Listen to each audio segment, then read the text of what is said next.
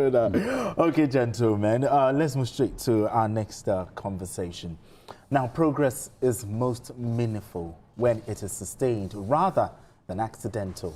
That is purely what Nigeria's crude oil production appears to reflect, having climbed to its highest level in 74 months and exceeded the country's OPEC production quota for the first time in years. According to the Nigerian Upstream Petroleum Regulatory Commission, improved pipeline security and more stable operations helped lift crude output above 1.5 million barrels per day target, marking a fourth consecutive month of production growth.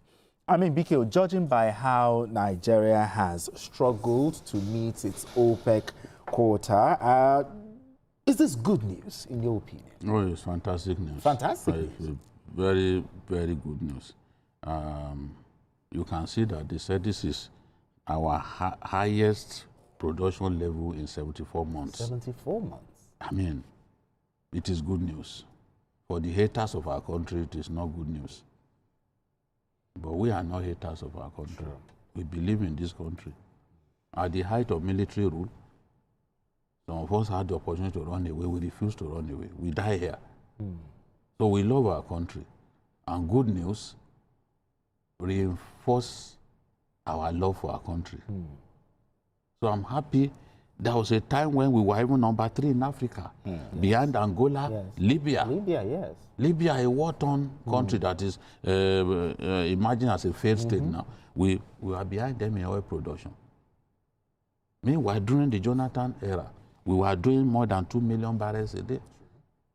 So Mr. President has given the Hope Uzodinma Committee the mandate to ensure that our production level gets to 2 million barrels a day. And this encouraging news convinces me that we can get there. But to exceed that, we have to ensure that investment in that sector improves. A lot of the oil wells that have been capped in the Niger Delta, we need to keep those oil wells active again, revive them. Because years of limited investment also contributed to that. You know, even Shell, too hard to live. You know, now a lot of those big IOCs, they are coming back.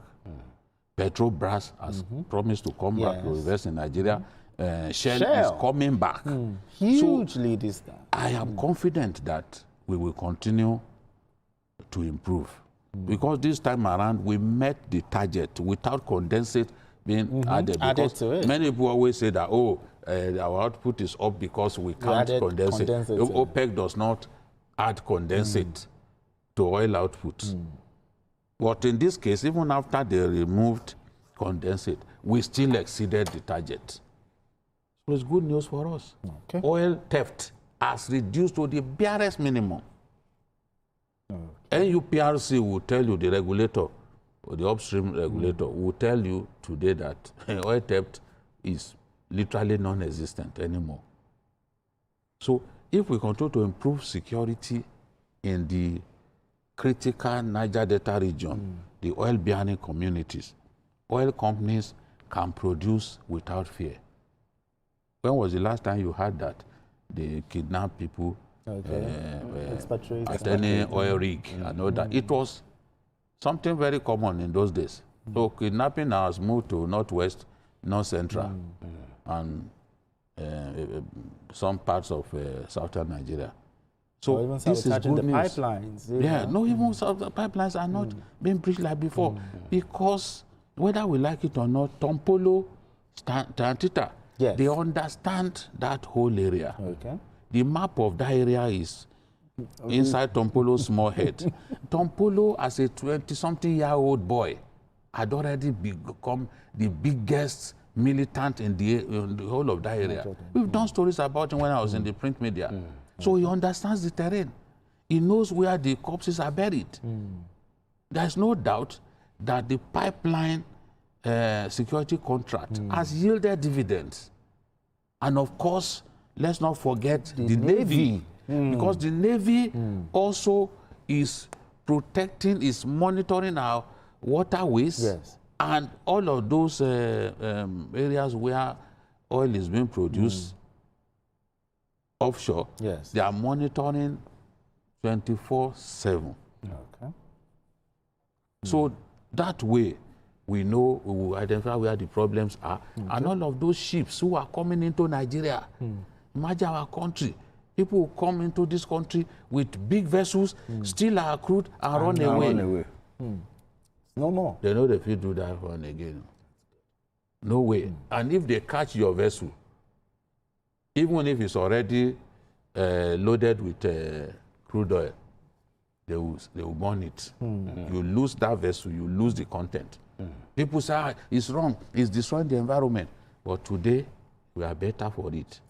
We have defeated the oil thieves, and it's reflecting in our oil output. So it's very good news. Actually, I mean, Babajide, looking at it, 74-month production peak is a great achievement, but sustaining it is what matters.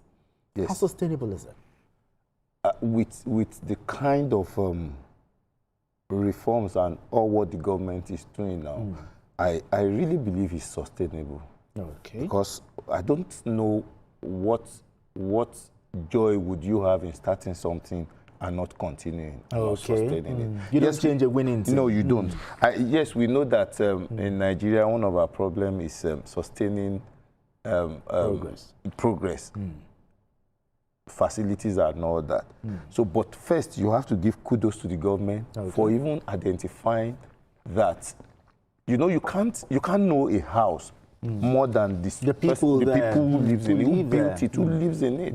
So identifying Tompolo and also allowing the Navy to work the way they are supposed to work is a big deal, really. And you see that we are winning this. Already you cannot mention oil theft again, you cannot pipeline vandalism and all that has really crashed down. Yes. And so it's now giving us the needed result that we really want.